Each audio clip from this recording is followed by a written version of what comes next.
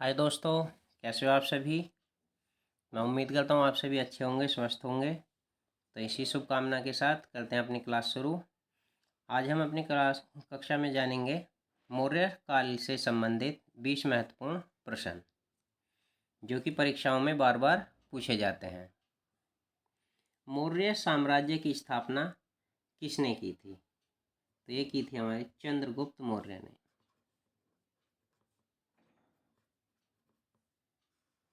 चंद्रगुप्त मौर्य।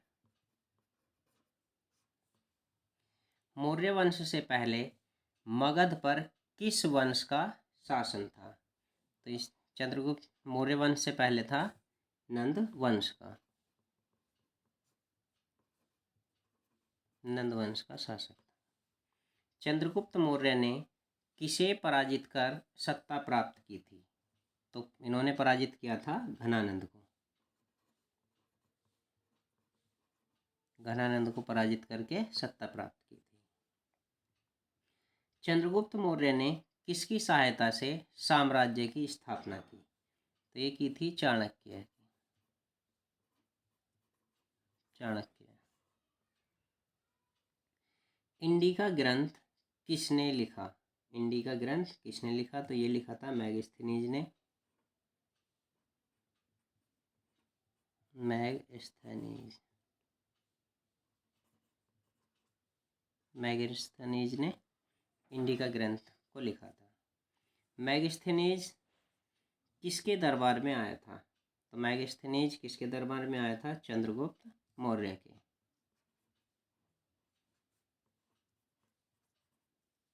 चंद्रगुप्त मौर्य के दरबार में आया था। अर्थशास्त्र ग्रंथ किससे संबंधित है? तो ये संबंधित हमारा राजनीति से। राजनीति से संबंधित है। चाणक्य को किस अन्य नाम से जाना जाता है? तो इन्हें जाना जाता है विष्णुगुप्त और कौटिल्य। विष्णुगुप्त और कौटिल्य के नाम से इनको जाना जाता है। प्रश्न नंबर 9। भारत में प्रथम साम्राज्य का श्रेय किस वंश को दिया जाता है? तो ये दिया जाता है मौर्य वंश को। मौर्य वंश। मौर्य साम्राज्य की राजधानी क्या थी? मौर्य साम्राज्य की राजधानी थी पाटलिपुत्र। पाटलिपुत्र मौर्य साम्राज्य की राजधानी थी।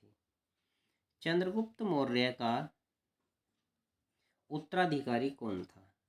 तो चंद्रगुप्त मौर्य का जो उत्तराधिकारी था वो था बिंदुसार।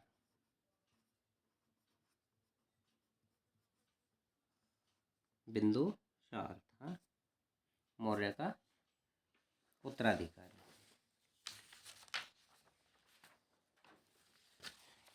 Question number 12।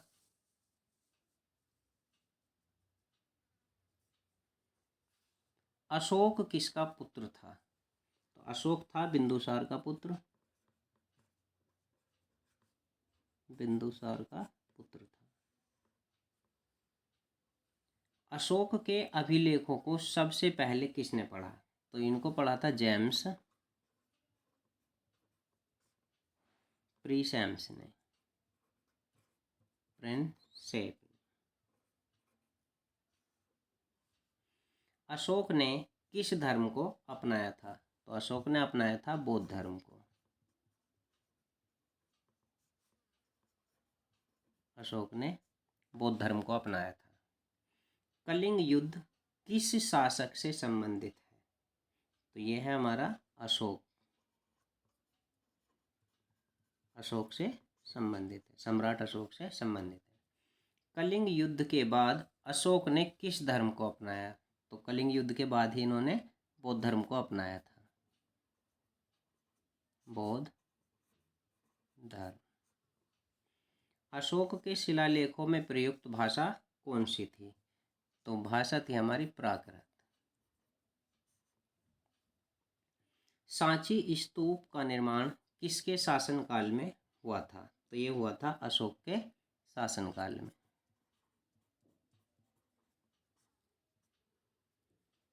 मौर्य वंश का अंतिम शासक कौन था? तो मौर्य वंश का अंतिम शासक था बृहदारथ।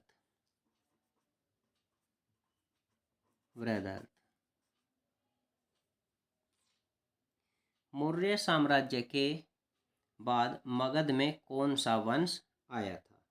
तो ये आया था हमारा शुंग वंश, जो कि पुष्यमित्र शुंग द्वारा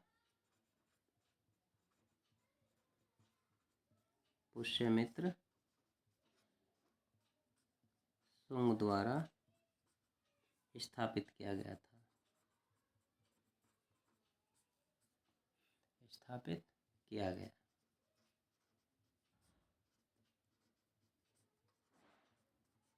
तो ये थे हमारी आज की वीडियो के 20 महत्वपूर्ण प्रश्न, जो कि विभिन्न परीक्षाओं में बार बार पूछे जाते हैं।